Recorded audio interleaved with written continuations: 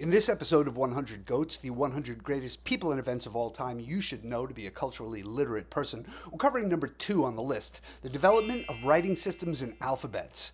This was a truly monumental development in human intellectual evolution, and it took us a while. The first modern humans like us, Homo sapiens, emerged somewhere between 200 and 300,000 years ago. But it wasn't until about 5,500 years ago, once our brains were up to it, that we first developed any formal writing systems. And these happened in basically 2 places. Mesopotamia, in what is present-day Iraq about 3500 BCE, and in Egypt around the same time. In Mesopotamia, Sumerians developed what's known as cuneiform writing, where they carved wedge-shaped characters onto clay tablets to count and record goods that were then sold. In Egypt, hieroglyphic script originated maybe a bit later than cuneiform, around 3100 BCE.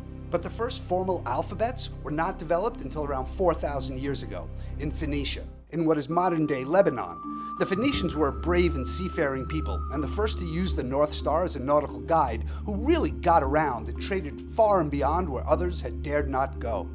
And the Phoenicians created the first alphabet of 22 discrete letters, which was later borrowed by the Egyptians and then the Greeks, who both had a huge influence on what is our modern 26-letter English language alphabet. So why is the development of writing systems and alphabets so important? Well, before writing, the only way we had to communicate was to talk to each other, so everything was reliant on people's memories and their spoken recollection of events, which, as you might imagine, could be pretty fuzzy and often quite subjective.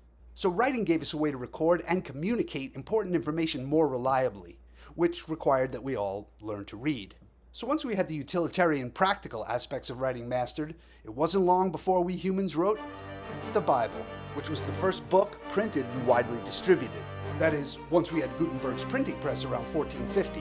But from then, there was no stopping us. We became veritable writing fools who penned everything from words of staggering genius like the Magna Carta, the Divine Comedy, and Hamlet, to this. And this.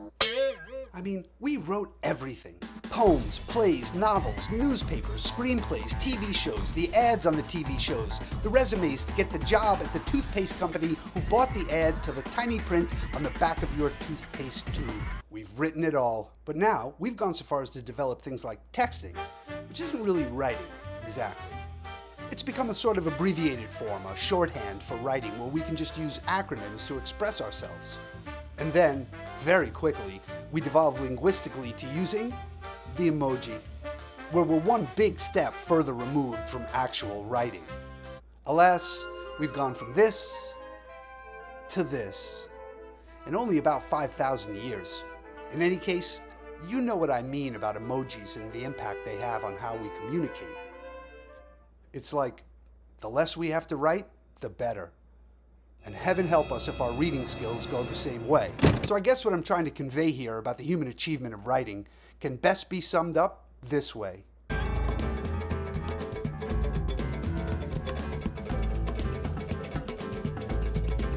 Keep print alive. See you on the next episode of 100 Goats.